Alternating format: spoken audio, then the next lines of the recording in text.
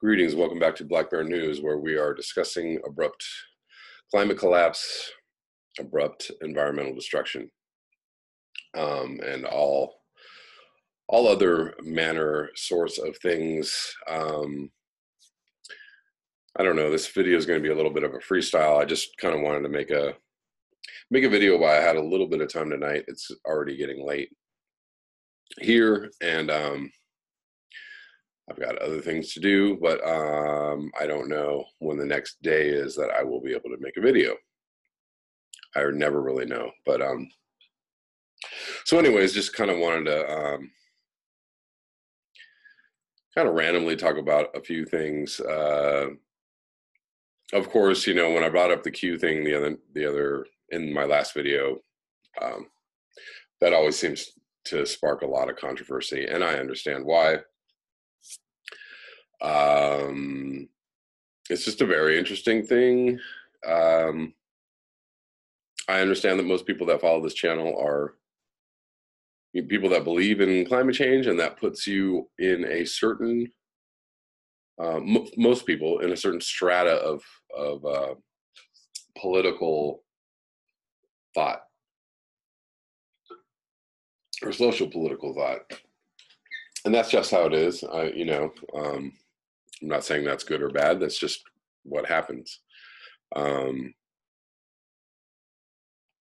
know, people that believe in conspiracies tend to not believe in climate change. People that believe in climate change tend not to believe in conspiratorial type things, which I find actually a little bit strange. But anyways, that's beside the point.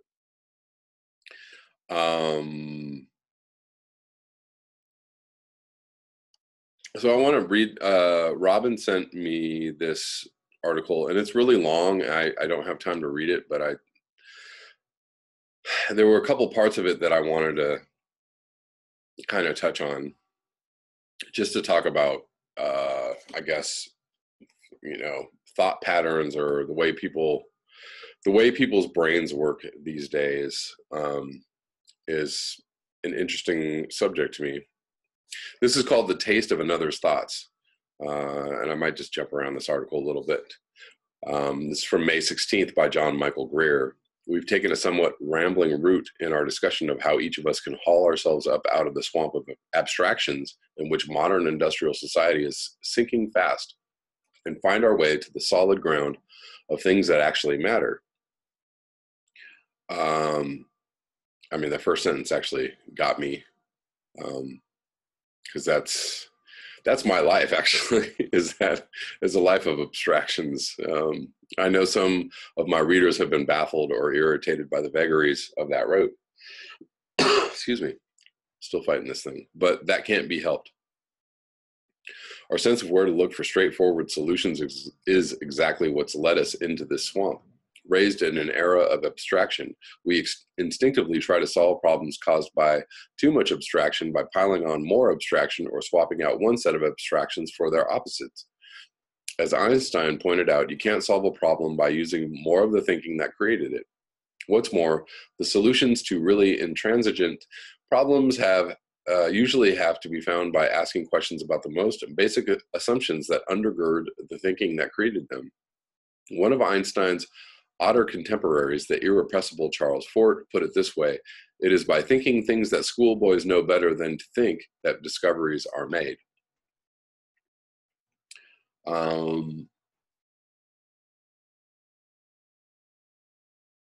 For most of 2,000 years, to cite a useful example, astronomers across the western half of Eurasia had tried to make sense of the motions of the planets under the assumption that the sun, moon, and planets moved in circles.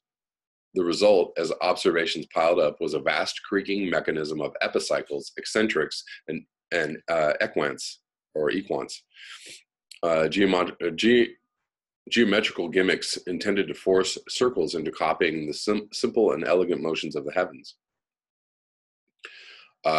It took a mystical astrologer named Johannes Kepler, who brooded over Renaissance sacred geometry for decades, to see through the clutter, realize that the planets moved in ellipses rather than circles, and send the whole lumbering mass of fudge factors into history's compost heap. Everyone else in his time thought that the problem could be solved by piling on even more epicycles. It was Kepler's great insight that the best solution to the problem was one that did away with epicycles altogether. A similar shift is what's needed now, or more precisely, a series of similar shifts, because the swamp of abstractions left behind by the departing age of reason can't be drained by one channel alone. We've talked already about how reality is always anecdotal, how overinflated claims to authority need to be subjected to the sharp pin of personal experience, and how attention to the old traditions of topics and commonplaces serves to anchor thinking in conversations and shared realities. That's one channel, and it's an important one, but it won't do the job all by itself. To start opening a second channel and get the muck draining back to the sea in a different direction, we can start with the simple act of reading. Because reading is fundamental. I wonder sometimes how many people realize just how spooky the act of sitting in a comfortable chair and reading an interesting book actually is. When you do that, and especially when you're so caught up in what you're reading that you lose track of your surroundings, you're quite literally seeing into somebody else's mind. The author uses the toolkit of written language to set out a sequence of thoughts in a form that other people can experience, and the reader then uses his or her own mastery of the same toolkit to experience those same thoughts. For once, when you're caught up in the experience of reading, you're not stuck inside your own head. Someone else's thoughts, shaped by experiences and reflections that aren't yours, unfold themselves before your mind's eye, and you get to taste their structure and flavor. The unique way of looking at the world another mind has developed. That's an extraordinary thing to be able to do. So yeah, there you go. Reading as a way to let yourself experience somebody else's thoughts, or put yourself in somebody else's shoes, which we are losing the ability to do on some level, a little bit. I'm not talking about everybody, but as a whole. And I think social media is really good for that, for less empathy and not more. And I don't know why that is. I was having a conversation with somebody maybe last week or the week before about the fact that conversations on social media don't carry the depth or the context that they might if you had the same conversation with somebody in person. Not only that, you're insulated, right? Like the way people are insulated in cars, you're insulated on the computer. You can be more aggressive. You can be more adversarial. And that creates less empathy, not more, right? Because you're like, I'm going to prove my point, and screw you, Jack, if you don't understand my point. And how dare you question my thinking when your thinking is wrong, et cetera, ad infinitum, ad nauseum. So I'm going to skip down a little bit because there's a part of this article that I thought was really great. That kind of takes up what I'm talking about.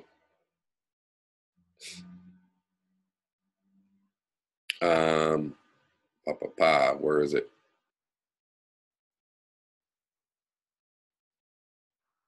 Where to go?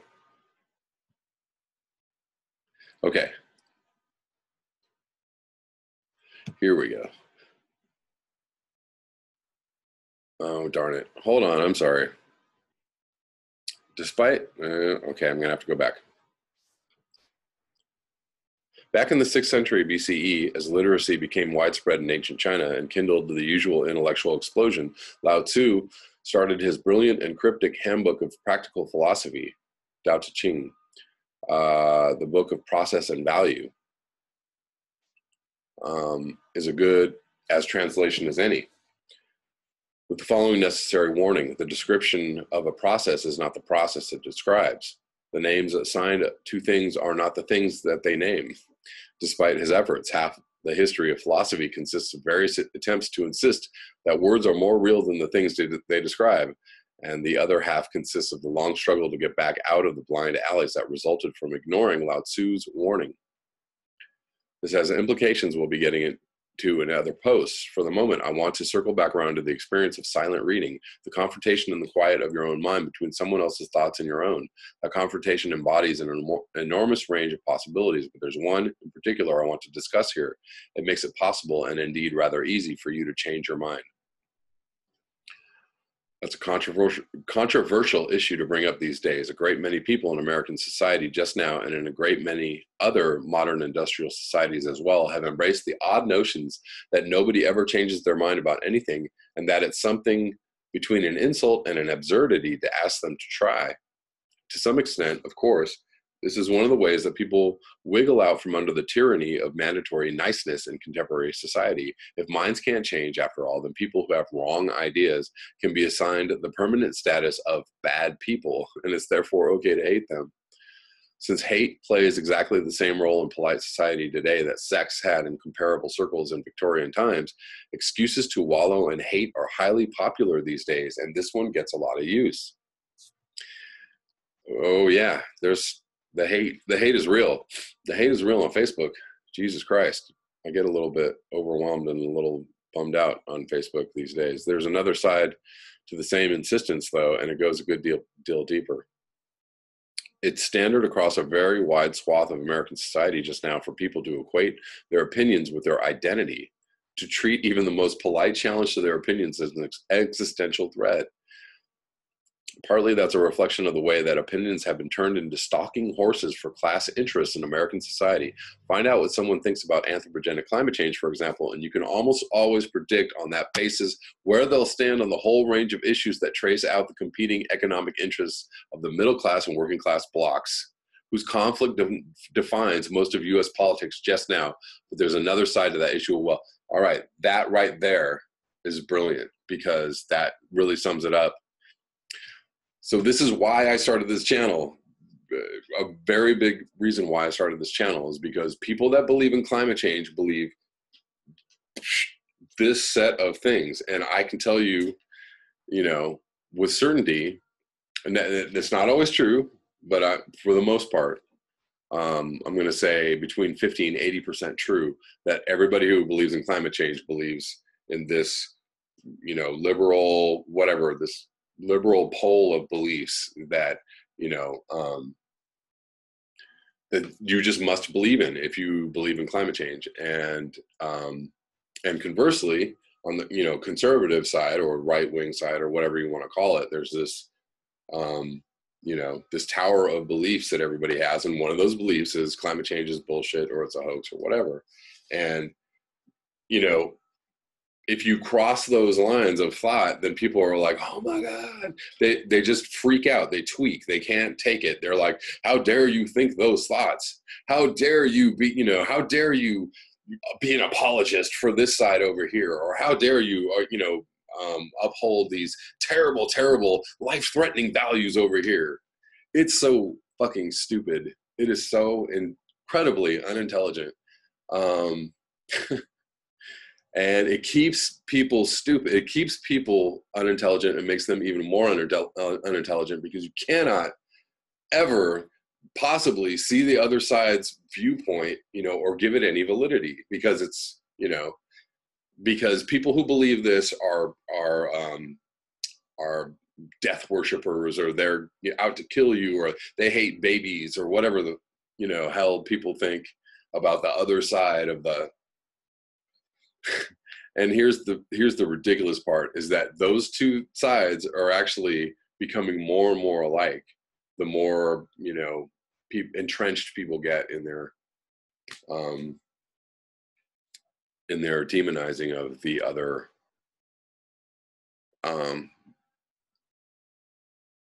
pole. So over the past, so that's the main point I really wanted to read in this article, because I really, really liked that.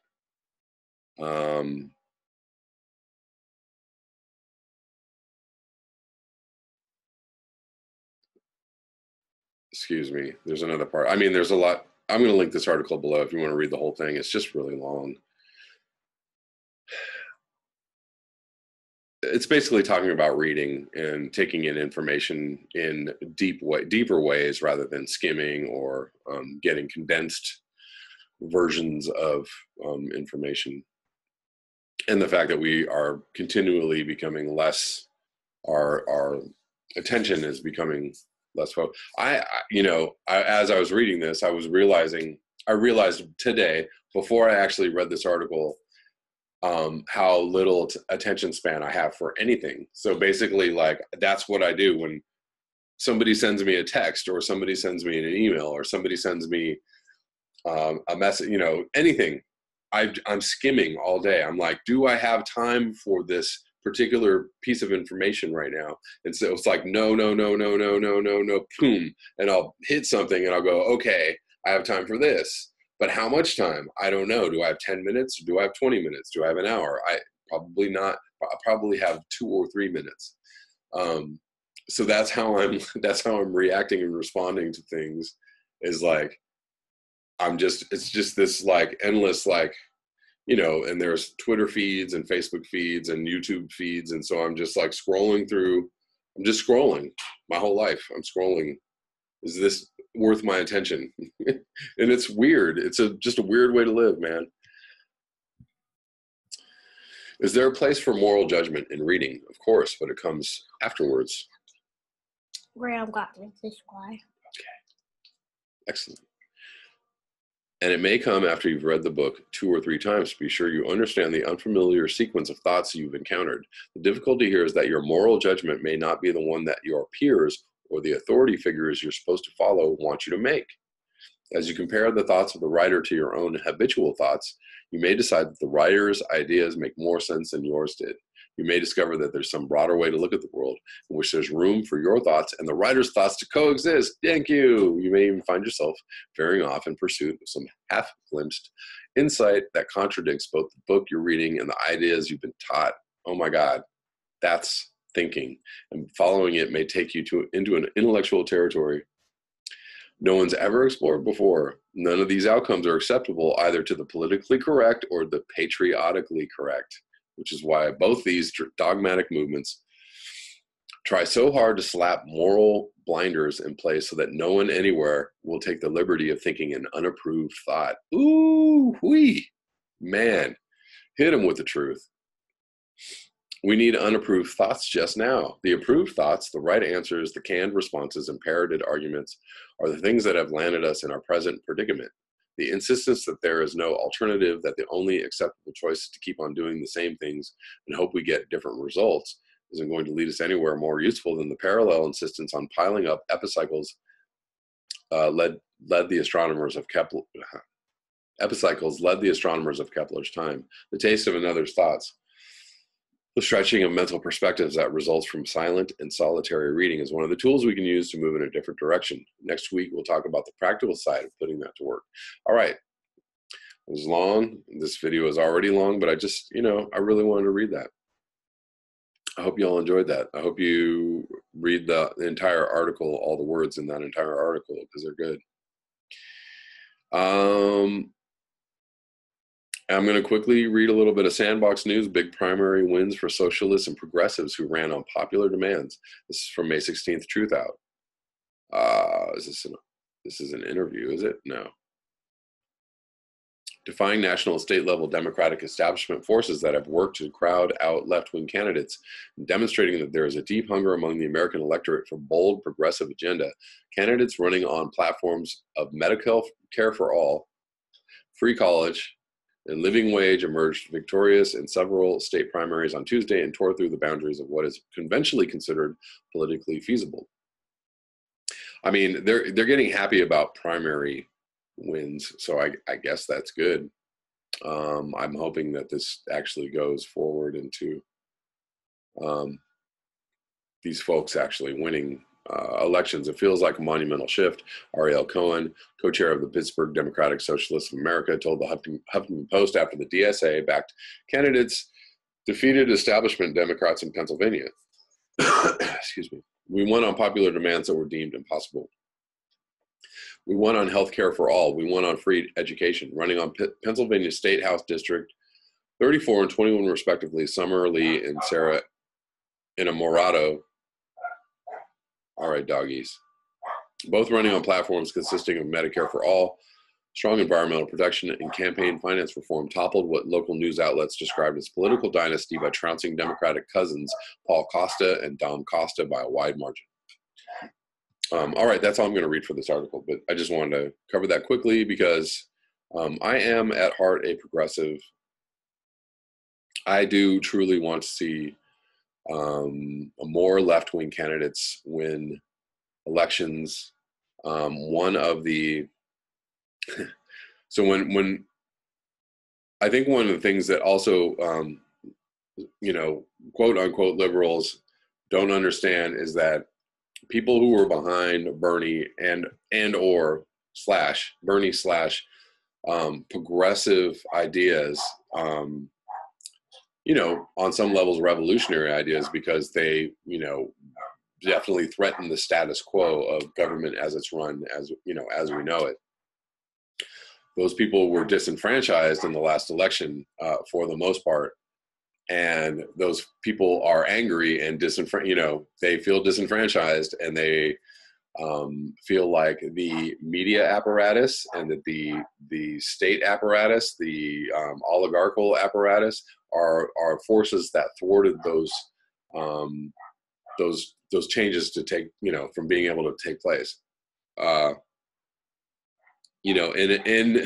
on some levels, the forces that were behind those progressive issues, and or Bernie, were also the same forces that kind of propelled Trump to office. So you find that's the weird gray area that a lot of people are unwilling to accept or tread around, is that, you have people on the left that want to attack the left from the left, and, you have people, and you really are attacking the right when you're attacking the left from the left, but you're not, on some levels you can't agree with the right depending on what the platform issue is, without getting like super stupidly complicated. But I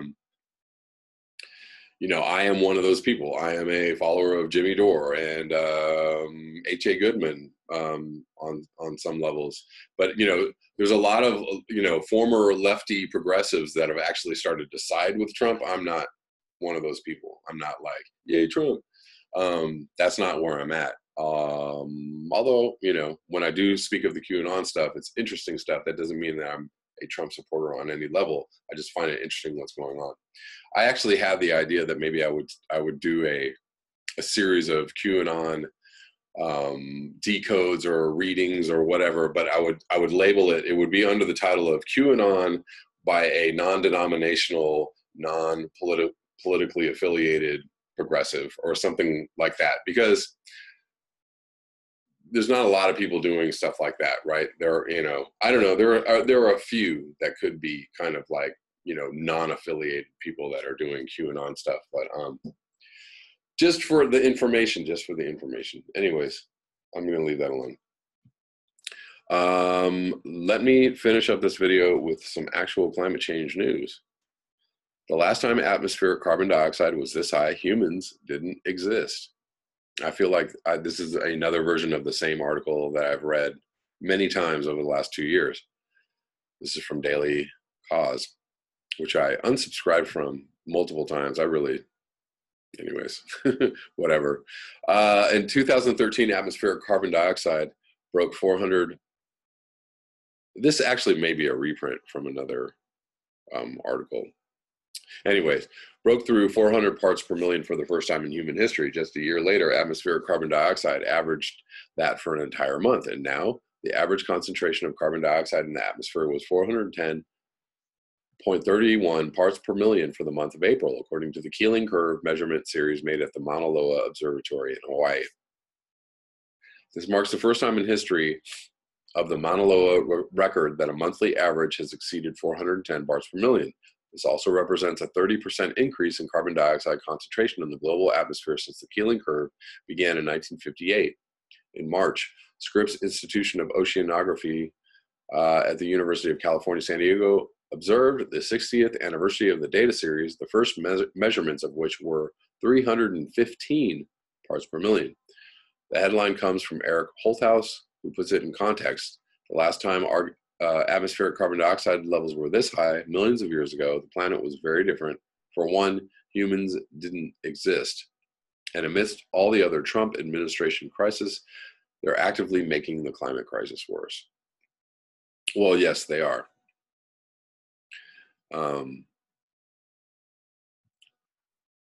Do I have any more climate changey news for you?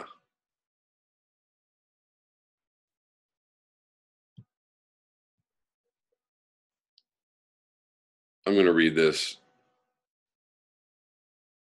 because it's interesting. I'm going to just skim a little of this. A new farming technique uses drastically less water.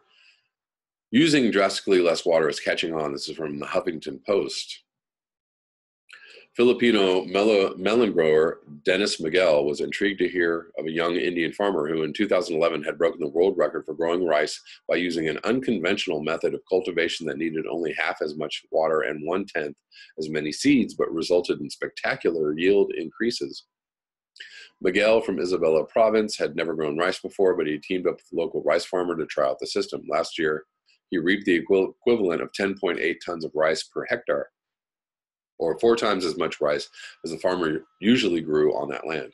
He was astonished. A harvest of 10.8 tons per hectare on a rain-fed farm, which used to produce only 2.5 tons, was a great success. I was a newbie rice farmer. It was my first attempt at rice farming. It was an eye-opener to all the people who were witness. He said in an email, Miguel is not alone. Reports from China, India, and Southeast Asia and Africa suggest that average yield increases of 20 to 50% are regularly being achieved by farmers adopting the system of rice intensification, or SRI, which aims to stimulate the root system of plants rather than trying to increase yields in the conventional way by using improved seeds and synthetic fertilizers. Rice is the major staple crop of nearly half the world and is primarily grown by small farmers. Seedlings are traditionally planted in large clumps of flooded fields. 1 kilogram of rice typically requires about 660 gallons of water. SRI, in contrast, involves a careful spacing of fewer but younger plants, keeping the topsoil around the plants well aerated by weeding, using manure, and avoiding flooding. What was a grassroots movement spreading slowly by word of mouth since it was developed by French priest Henri de Lolany, in Madagascar in 1983 is now growing fast as regional governments in China and India join anti-poverty groups like Oxfam to back the method. According to SRI International Network and Resources Center at Cornell University, an estimated 10 million rice farmers in 60 countries have adopted SRI. All right, that's all I'm going to read of that article. I'm going to link this below. I mean, that certainly sounds hopeful, although I don't know what that means for growing rice in a climate change world. But for now, I suppose increasing the yields is good for a ever-growing population, isn't it? That's all I have for you all tonight. Thank you, as always, for your eyes, your ears, and your conscience. If you'd like to support this channel, there are links below in which you can utilize to do so. I hope to be back tomorrow with another video. Until next time, peace.